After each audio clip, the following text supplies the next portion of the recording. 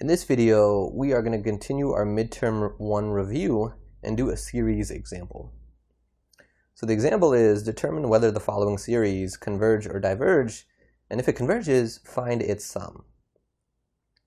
Alright, so for part A, we have this series, but I want to give you all the chance to try this first. So pause the video for about 2 minutes to try this question. So 4, 3, 2, 1, pause the video. Pause the video and really try this question for about 2 minutes. That may not be enough time to finish the problem, but that's okay. I mostly want you to think about how you'd begin and what are the key things about this problem that indicate the way to begin. Alright, so hopefully you've done that. Hopefully you pause the video, but if not, go ahead and pause it now and try this question. Something like this. In fact, all the questions in these videos would be great exam level problems. So it's a really good idea to pause the video and try them. Okay, so looking at this series, when I look at the denominator, so when I look at the pi to the 3n plus 2, that reminds me of a type of series that I know. This looks geometric. This looks geometric because I have just some constant number in the base, and I have a variable in the exponent, like an n.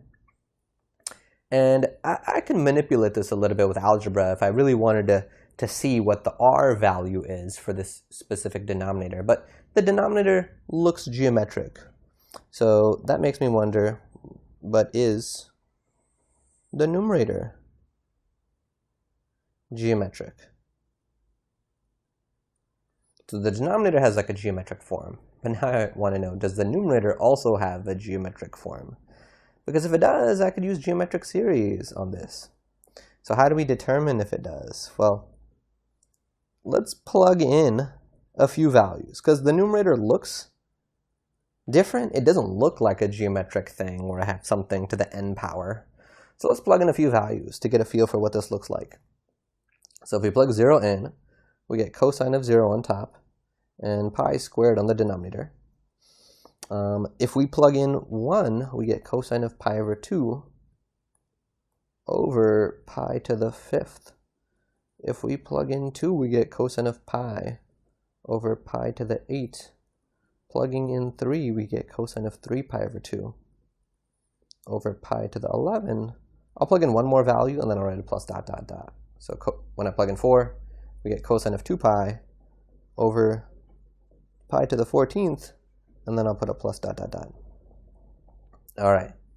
So a few of these terms go away because they're 0, but we'll see that in a sec after we simplify. Cosine of 0 is 1, so we get 1 over pi squared for this first term. Cosine of pi over 2 is 0, so the next term is 0. Cosine of pi is negative 1, so we get negative 1 over pi to the 8. The next term is 0, because that's what cosine of 3 pi over 2 is. Cosine of 2 pi is 1, so we get 1 over pi to the 14th. And at this point, a pattern starts to emerge. The next term would be 0. The term after that would be negative, and it would be negative 1 on the top. And pi to the what on the bottom? It would be pi to the 20th, and then plus dot dot dot. Okay, so at this point, we can see that, yes, this is geometric. The whole thing is geometric. So let's write down what a and r are. So the first term of this is 1 over pi squared. That's a. R, so to get from 1 over pi squared to the next term, next non-zero term, we multiply by negative 1 over pi to the 6th. And we're doing that each time, even to get from this term to the next non-zero term. So my r value is negative 1 over pi to the 6th. Okay, so before I can jump ahead and say what the sum is, I need to first determine why it converges. Okay, so let's do, this is where I'm going to do a little bit of review. Recall, geometric series converges if the absolute value of r is less than 1. So these quotes, when I put a quote under geometric and a quote under series, that means I just want to write down the exact word that's above it. So this first quote means geometric. That second quote means series. So this line is saying geometric series diverges if the absolute value of r is not less than 1. So I'll put a slash there. So I need to take the absolute value of r first to determine whether it converges or not. The absolute value of r would be 1, positive 1 over pi to the 6th. And that's definitely less than 1. So this converges. Okay, so that's important. It's important that I take the absolute value of r, like I did, and say that the absolute value of r, not just r, the absolute value of r is less than 1. All right, so now we are ready to state the sum. So our formula for the sum of a geometric series, when it converges, is a over 1 minus r. And if we plug a into this, what was a? A was 1 over pi squared. If we plug in r, we get 1 minus negative 1 over pi to the 6th. And now we could get some common denominators. So we get 1 over pi squared all over the denominator is pi to the 6th plus 1 over pi to the 6th. And if we simplify this, we will end up getting pi to the 4th on the top and pi to the 6th plus 1 in the denominator. And that's our sum. All right, so let's do another example. So part B, now we have the series from 1 to infinity of ln of 1 over n times n plus 2. Pause the video for 2 minutes and try this question as well. That's going to be a recurring theme in these midterm review videos. I'm going to be pausing the video before every example to give you a chance to try these. 4, 3, 2, 1, pause the video. Pause the video for 2 minutes and try this problem. Again, that may not be enough time to finish the question, but hopefully to get you thinking about how you might begin. What are the things that you notice here that indicate what might be a good method? All right, so hopefully you've paused the video. If not, go ahead and do so now. So let's start to talk about this.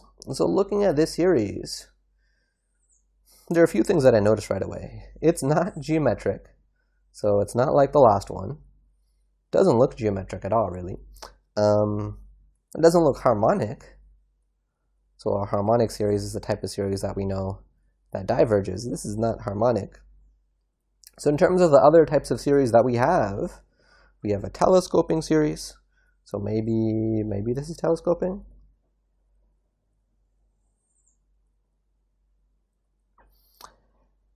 Or the other option is, or it could be a random divergent series. So there are a bunch of different series that we could potentially see that diverge, and we have a good test for divergence, and I'll review what that is in just a minute. There are a bunch of different series that we can see that are divergent. But in terms of convergent series, if I need to figure out the sum, there are a very limited number that we have. We have geometric ones, we have telescoping ones. One more is if it's a Taylor series evaluated at a known point. So what I mean by that, for example, is if we had something like 1 plus 1 over 1 factorial plus 1 over 2 factorial plus 1 over 3 factorial plus dot dot dot dot. That's e to the 1, because that's the Taylor series for e to the x, centered at 0, but once we plug 1 into it. So that's what I mean by this. So if we had a series, this is also something that we know. Okay, if we have a series and we recognize, oh, it's a Taylor series that we know, evaluated at a certain point, we can use that to determine what the sum is. In this case, I'm not sure whether this is a Taylor series that we know. We can get a Taylor series for ln, but we typically don't see the variables in the denominator of a fraction within the ln. Okay, so let's think about this. Let's just plug in some values. If I plug in 1 into this, we get ln of 1 over 3. If we plug in 2 into it, we get ln of 1 over 2 times 4, which is 8.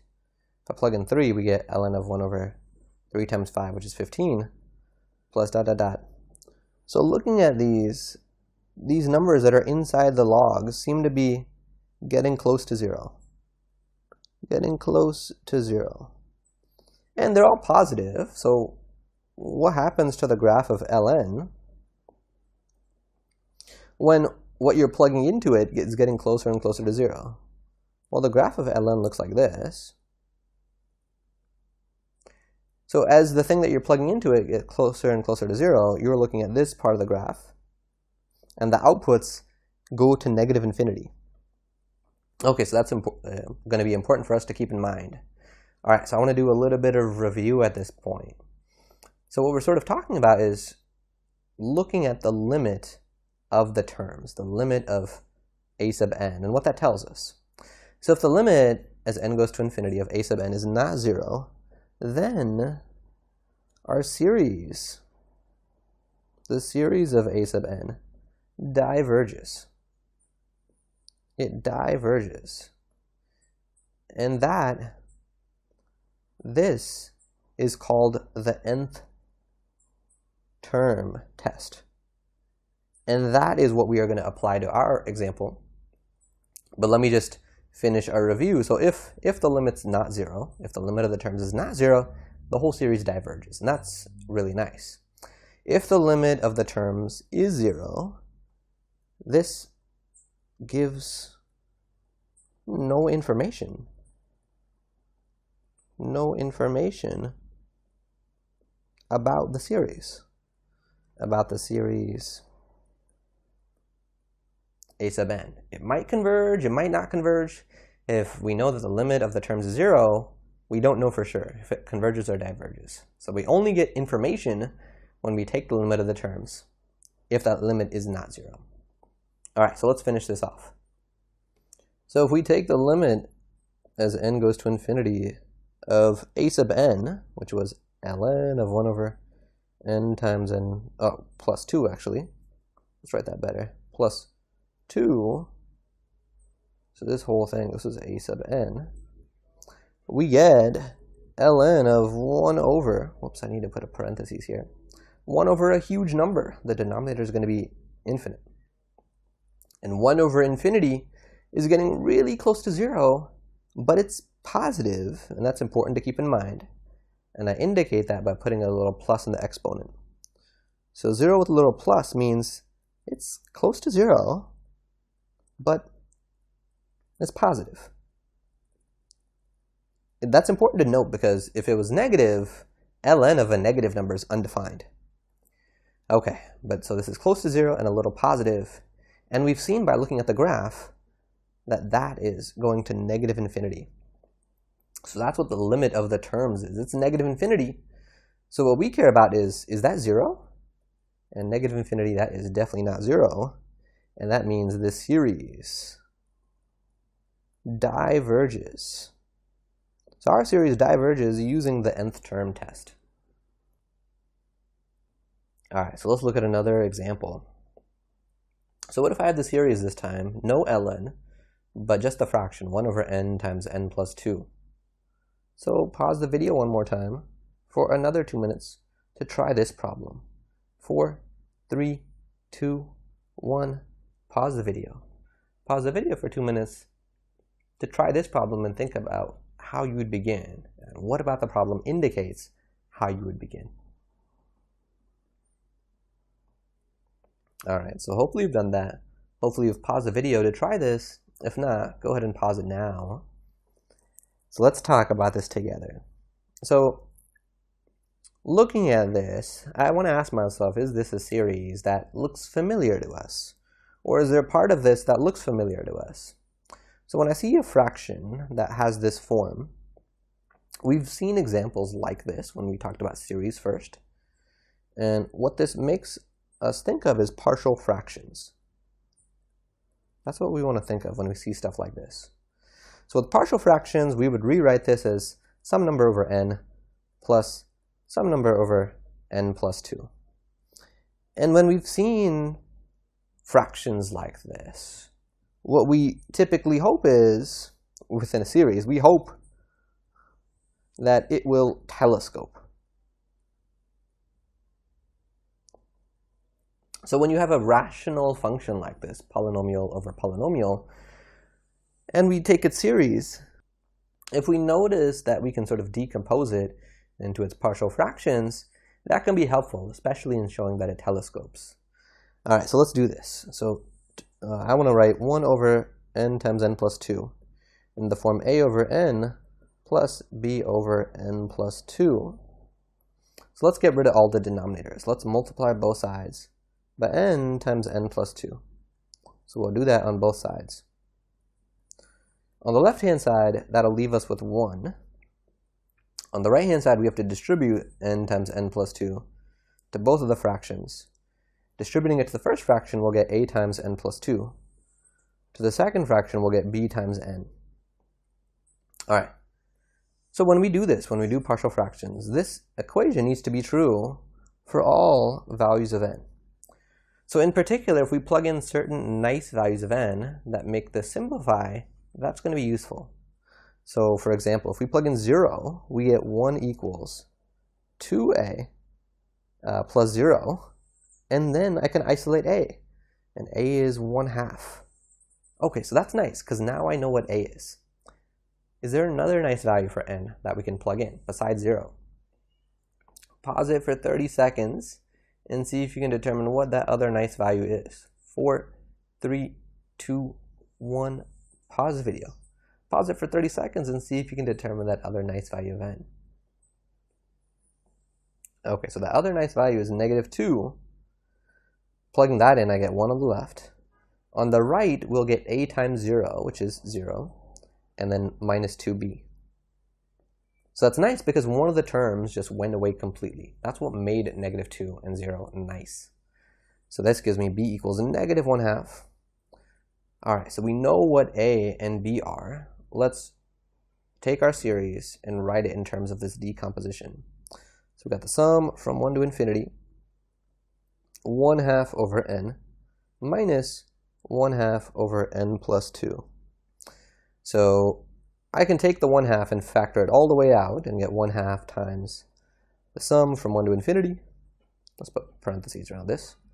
And then here we have 1 over n minus 1 over n plus 2. Okay. Okay, so seeing this subtraction is good. That reminds us of the type of thing that we see with a telescoping series.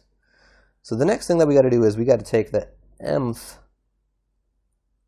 partial sum.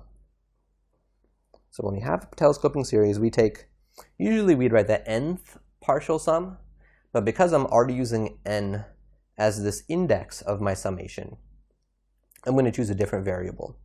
So I'm calling it mth partial sum. So the mth partial sum would be, well, what if I had 1/2 and then the sum starting at 1 but ending at m of my series? Okay, so let's write out what that would be. So my notation for mth partial sum is s sub m. So this would be, I'd have the 1/2 in front, and now let's start to plug in some terms and see if we can notice a pattern. Plugging in 1, we get 1 minus, whoops, I wrote n plus 1 here. It should be n plus 2. Plugging in 1, we get 1 minus 1/3. Plus, if we plug in 2, we get 1/2 minus 1/4. Plus, if we plug in 3, we get 1/3 minus 1/5. At this point, I noticed that, oh, the 1/3 and the -1/3, they're going to cancel. So let's write a plus dot dot dot plus. And in the same way that I wrote the first 3 terms here, let's also write down the last 3 terms. So the third to last term would be what I get if I plug in m minus 2. And that would give me 1 over m minus 2 minus 1 over m. Okay, if I plug in m minus 1, we'd get plus 1 over m minus 1 minus 1 over m plus 1. Finally, if we plug in m, we get 1 over m minus, zoom it out a little bit more, minus 1 over m plus 2. So now let's see what cancels. I noticed before that the positive 1/3 is going to cancel with that minus 1/3. What about in the second parentheses? Is there anything that cancels?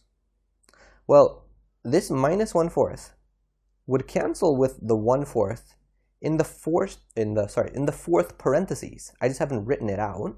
I just put a plus dot dot dot. So this minus 1/4 is going to cancel with the positive 1/4 somewhere in here. Same thing with negative 1/5. The negative 1/5 would cancel with the 1/5 in the 5th parentheses. So that would cancel. Okay, so far out the front, the 1 and the 1/2 are going to survive. Okay, so what about on the reverse end? Well, I see positive 1/m and then minus 1/m. They're going to cancel. Positive 1/m minus 1 would cancel with a term in the parentheses right before this one. And then positive 1/m minus 2 would cancel with a term in the parentheses before that one. Okay, so what survives is negative 1/m plus 1 and negative 1/m plus 2. If you didn't quite follow why these are the things that cancel, I'd encourage you to pause the video and really think about it. Even write some more terms. So like write the 4th parentheses term and write what the 4th to last parentheses would be on the end side and see what cancels. Okay, so we end up with S sub m, the nth partial sum is 1/2 times 1 plus a half minus 1/m plus 1 minus 1/m plus 2. So this did telescope because we had all this cancellation. So if I want to get the sum, because I have a formula for the nth partial sum, remember, the original way we found the sum of a series was we took the limit, in this case is m goes to infinity, of S sub m. We took the limit of the partial sums. So this is going to be the limit as m goes to infinity of 1 plus a half minus 1/m plus 1 minus 1/m plus 2. So if we sort of plug in infinity, 1 plus a half, that's 3 halves. And then you'll get minus 1/infinity, which is 0, minus 1/infinity, which is also 0. So we end up with, and I think I forgot to write the 1/2 that was in front of all this. Yeah, sorry, this 1/2 should be there. So that 1/2 should be there. Same thing in this step. That 1/2 should be there. So multiplying that in, we get 3/4. So 3/4, that is our sum. And since our sum is finite, that means our series converges. So in this problem, we actually were able to determine convergence or divergence, but by actually finding the sum and noticing it's finite. So it converges since the sum is finite. All right, so if I just recap now some strategy for a series. So the first thing I would begin by doing is asking myself, do we know what type of series we have? In other words, is the series a known type of series? So e.g., for example, is it geometric? Is it telescoping? Is it harmonic? Is it a Taylor series? A Taylor series evaluated at a certain point. At a point. And if the answer is yes, so if the answer is yes, then what we do is we use methods for that type. So in this example, it was a telescoping series, so we used our methods for telescoping series. In part A, it was a geometric series, so we used our methods for a geometric series. But if the answer is no,